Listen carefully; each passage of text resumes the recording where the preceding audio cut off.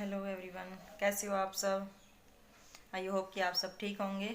तो welcome my new blog. Welcome to तो my. Guys, आज परी की तबीयत बहुत ज़्यादा डाउन हो चुकी है। इसको रात से बहुत तेज़ फीवर, कोल्ड और इसके साथ साथ वोमिटिंग हो रही है और इसको इतनी खांसी आ रही है, पूछो मत। रात से इसको लेके ही बैठे हैं। एकदम से रात को 12 बजे इसकी तबीयत बहुत ज़्यादा ख़राब हो गई थी। तो मैं इसकी माँ जी को यहाँ बुला के लाई थी अपने वाले रूम में, तो वो हमारे पास ही सोए थे। आज परी का एग्ज़ाम है हिंदी रिटन का। तो मैंने मैडम को फ़ोन तो किया, 2 बार ही फ़ोन किया, मैडम उठा नहीं रही है। मैं एक बार और ट्राई करूँगी। अगर मैडम इसका पेपर जल्दी करवा देती है तो हम जल्दी कर ले आएंगे, फिर इसको डॉक्टर को दिखाएंगे। अभी इतनी तेज़ बुखार है इसके। तो मैं मैडम से बात करती हूँ। मैडम इसको अपने पास बैठा के इसका जल्दी पेपर करवा देती है तो ठीक हो जाएगा। फिर शाम को इसके पापा जाएंगे वहाँ इसकी बुआ के ससुराल, वहाँ इसके फूफा जी को दिखा कर लाना है गंगानगर। और आज शाम को जाएंगे, फिर रात रात वहीं रुकेंगे और कल शाम तक वापस आएंगे। तो इतने में परी को दिखाना ज़रूरी है, क्योंकि इसके एग्ज़ाम चलने। अब एग्ज़ाम के अंदर ये ऐसे बीमार होके बैठ गई। आई आई तो बीच में हमें इसकी मौसी को भी लेने जाना था, तो हमने सोचा इसके 1-2 पेपर ओरल के एक साथ करवा देते हैं। लेकिन उसकी मौसी ने ये बोला है कि नहीं, ऐसे करवाने की ज़रूरत नहीं है, क्योंकि वहाँ जो बुआ जी हैं उनका भी ना हाथ में दर्द हो रहा है बहुत ही तेज़। तो वो बोलती कि मैं ऐसे उनको छोड़ के नहीं आ सकती। जब वो ठीक हो जाएंगे और इसके पेपर हो जाएंगे ना, उसके बाद आराम से उसको लेके आएंगे। तो गाइज, मैं अब इसके स्कूल की तैयारी करती हूँ और मैडम से दोबारा कांटेक्ट करने की कोशिश करती हूँ अगर वो फ़ोन उठाते हैं तो गाइस, ये है मेरी बेटी। इसको आज बहुत तेज़ बुखार चढ़ी हुई है। इसको इसके पापा स्कूल से ले आए थे। इसकी मैडम का फ़ोन तो आ चुका था हमारे पास 11:30 बजे ही। इसके स्कूल का टाइम था 1 बजे। अब एग्ज़ाम शुरू हो रहे हैं तो इसने अपना एग्ज़ाम कर लिया था। बच्ची कैसे किया था अपना एग्ज़ाम है। परी तो कह रही है ऐसे, पर पता नहीं, ये आज सुबह गई थी तो बहुत ज़्यादा इसकी तबीयत खराब थी। जब मैं गया था मैम ने जब भी मुझे पेपर पकड़वा दिया था, जब भी मेरा हो गया था। हाँ, तो इसका पेपर हो चुका है, तो अब मैं इसको थोड़ी देर सुला देती हूँ। फिर मिलते हैं आपसे 1 घंटे के बाद। Okay guys. तो गाइस, परी और परी के पापा सो रहे हैं। परी को बहुत तेज़ बुखार हो रही है, तो इसको देख के मैं दिखा के लाती हूँ। इसके पापा को भी बुखार है। अब रात को उन दोनों की तबीयत इतनी ज़्यादा ख़राब हो गई थी। उठ गया बच्चा। परी का तो आज बीच में फ़ोन आ गया था एग्ज़ाम के बीच में, मैडम का इसको लेके जाओ, उसकी तबीयत ज़्यादा ख़राब है। और उधर इसके पापा को आज जाना है अपनी बहन वहाँ, मेरी ननद के पास, इसकी बुआ जी के पास। वहाँ से इसके फूफा जी को दिखा के लाएंगे गंगानगर और कल वापस। हाँ, कल इसके पापा वापस शाम को आएंगे इसकी बुआ को लेके। पता नहीं कैसे जा पाएंगे, क्योंकि अभी तो फिलहाल तो हो रही है बुखार इतनी तेज़। दवाई लेके आए ये भी और इसको भी। अब शाम को दिखा के लाते हैं, उसके बाद ये जाएंगे अगर जाना पड़ेगा। क्या बेटा, इसको परी के दांत दिखाए ही नहीं जा रहे, 2 दांत हिलने लग गए एक की जगह। डॉक्टर के पास गए थे पापा, चले गए।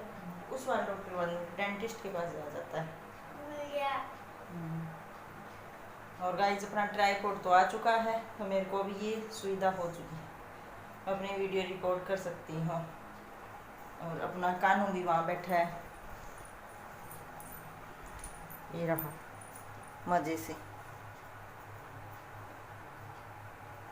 इस दिन में इसको भी आराम मिल जाता है, क्योंकि यहाँ हवा में बैठा रहता है और मंदिर में बहुत ज़्यादा गर्मी होती है। मुझे इसकी ये वाली ड्रेस बहुत ही सुंदर लगती है। ये देखो, और छोटा सा क्यूट सा लगता है।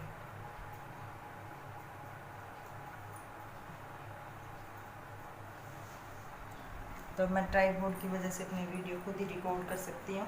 इसके साथ इसका रिमोट भी आया, लेकिन फ्लिपकार्ट वालों ने बहुत 8-9 दिन से भेजा है। कब मैंने ऑर्डर दिया था, इतना लेट आने लगा है। पहले तो ना 3-4 दिन के अंदर आ जाता था, लेकिन अब इसकी सारी डिलीवरी बहुत लेट होती है। तो अभी मैं बनाऊँगी चाय, उठाती हूँ। अगर ठीक होता ही है तबीयत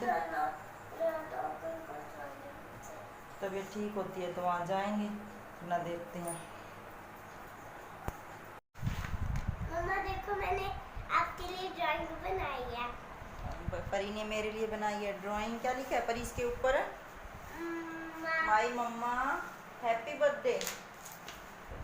अरे वाह, ये नीचे कौन कौन है परी? परी ने ये वाली ड्राइंग बनाई है। ये मैं हूँ, ये आपको, और ये ना ये आपको, ये दीदी है, ये मैं हूँ। रिद्धि परी। भैया कहाँ है फिर? भैया नहीं बनाई। भैया को बनाया ही नहीं। परी मेरे लिए रोज एक ड्राइंग बनाती है डेली। परी की ये ड्राइंग थी जो स्कूल में फर्स्ट आई थी बसंत पंचमी पे। ये दीदी यही बनाई थी गुड्डू हमने बसंत पंचमी। येलो कलर पहले दिन ये बनाई थी, दूसरे दिन वो भेजी थी। ये हाँ, ये जो ड्राइंग है बसंत पंचमी वाली यहाँ से थी। एक ये थी और एक पीछे और है। और एक ये थी। ये नहीं, ये रही। एक तीनों थी गुड्डू, ये मेरे को याद है। एक ये थी, ये क्लास में इसको ये फर्स्ट आई थी। वेरी गुड मिला हुआ है परी को। मम्मा ये तो मैंने तो आपकी फर्स्ट टाइम मैं ना।